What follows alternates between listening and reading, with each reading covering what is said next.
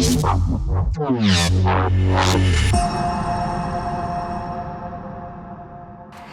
zusammen, schön, dass ihr dabei seid beim Buzzfiles Talk. Und Buzzfiles hat mal wieder so richtig zugeschlagen und einen der Top-DJs für euch vor die Kamera geholt. Herzlich willkommen. Hallo. Boris Brecher. Hallo. Schön, dass du da bist. Ja, schön. Freue ich mich wirklich, weil dein Zeitfenster ist ja auch immer sehr kurz, wenn du hier in Deutschland bist. Du bist ja weltweit unterwegs. Das stimmt, ja. Aber heute ist relaxed. Ja, das Wetter ist gut, also kann man sich auch Zeit nehmen. Wie kommt's? Brasilien, Kanada, Argentinien, Belgien, Russland, die Liste ist unendlich lang.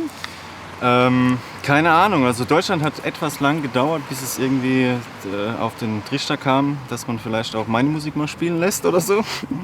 Aber grundsätzlich war es halt, ich meine, ich hatte meinen allerersten Auftritt in meinem Leben in Brasilien.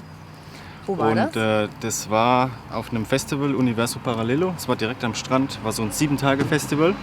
Oh, da warst du 7 Tage am Stück? Genau. Wow. Ja. Wie hält man das durch? Wie hält man das durch?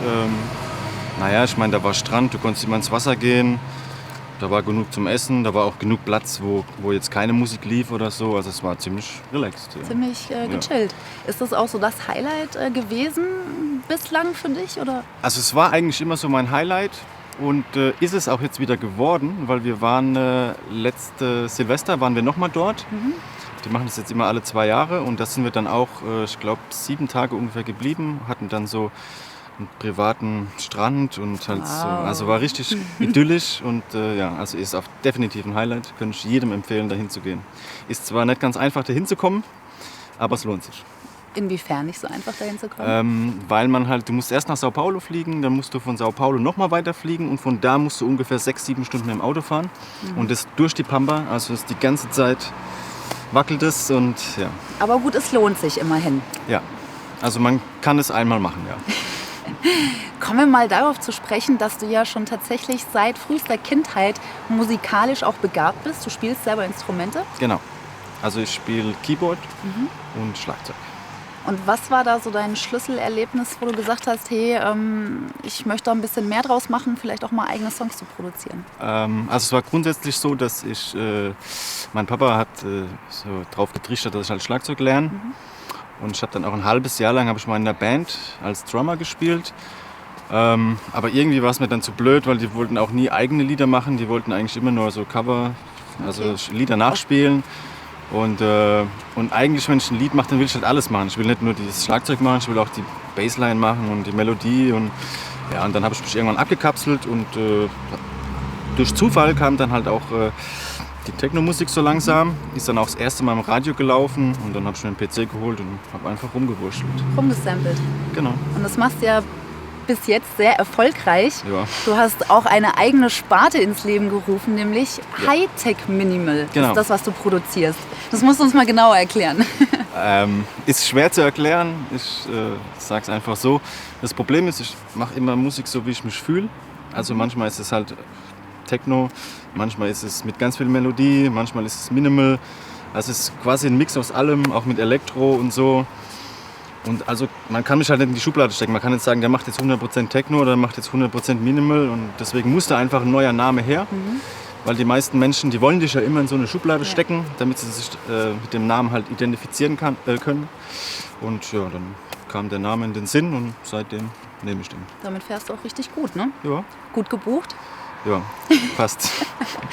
Und du hast dir gedacht, Mensch, es würde sich ja wahrscheinlich auch lohnen, das Ganze unter einem eigenen Label laufen zu lassen. Genau. Da darfst du gerne mal was zu sagen, wenn man das so öffentlich aussprechen darf. Ich hoffe, wir sind in Deutschland. Also wir hatten erstmal ganz große Probleme, den Namen eintragen zu lassen. Also das Label heißt Fucking Serious.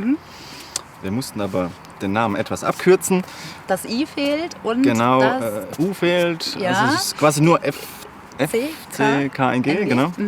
Und als eingetragene Firmenname ist es nur F. Also wir durften noch nicht mal die Abkürzung nehmen. Da haben sie uns strikt verweigert. Aber egal, auf jeden Fall war das halt auch eigentlich mehr so der Zufall. Also ich habe einen sehr guten Freund, mit dem war ich mal im Studio und dann haben wir einfach so ein bisschen rumgejammt und so. Und dann haben wir irgendwie einen Text gebraucht und dann hat er noch irgendwie den Film Batman im Kopf gehabt. Da gab es auch so eine Stelle, wo der Joker dann irgendwie sagt, are you fucking serious? Und dann haben wir das Lied auch tatsächlich so genannt und haben uns gedacht, ey, wenn du jetzt ein Label machst und wir brauchen wir brauchen irgendeinen Namen, der hängen bleibt und der kurz ist. Also nehmen wir doch einfach, Ziemlich cool. Und unter dem Label hast du ja auch schon den ein oder anderen Künstler versammeln können. Genau, ja. Also wir haben jetzt insgesamt 3 Künstler. 2 sind aus der Schweiz, die sind neu dazugekommen. Die machen mehr so Deep House, melodiös, so ungefähr, ja. Tech House ein bisschen. Ich natürlich, dann Dennis Bull, ist mein bester Freund, und Anne Clue. Die ja auch, die wunderbare Anne Clue, die uns genau, hier immer versorgt Seifenblasen mit Seifenblasen. Wie habt ihr euch kennengelernt? wir haben uns kennengelernt über MySpace. Ach nee. Das war ja damals noch ganz groß.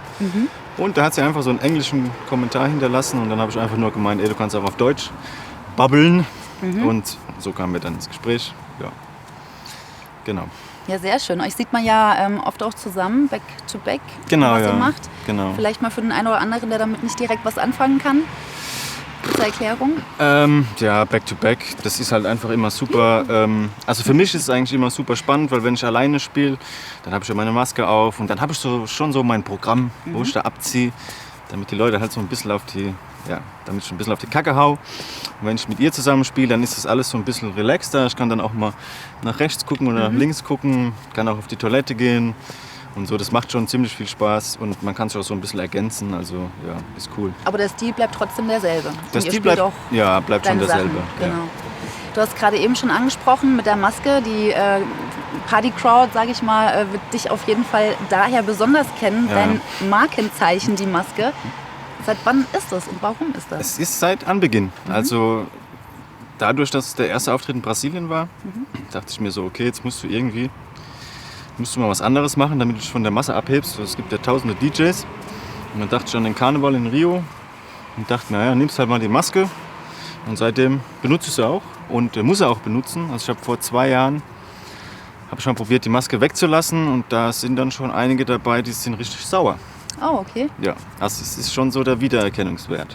Vor allem können ja auch die Leute die Maske tatsächlich bestellen, signiert, habe ich schon Genau, ja, mitbekommen. das kann man auch. Ja. Richtig cool. Ja. Ist die schwer? Ist das irgendwie stickig, damit dann 3, 4, 5 Stunden Sets zu machen? Oder?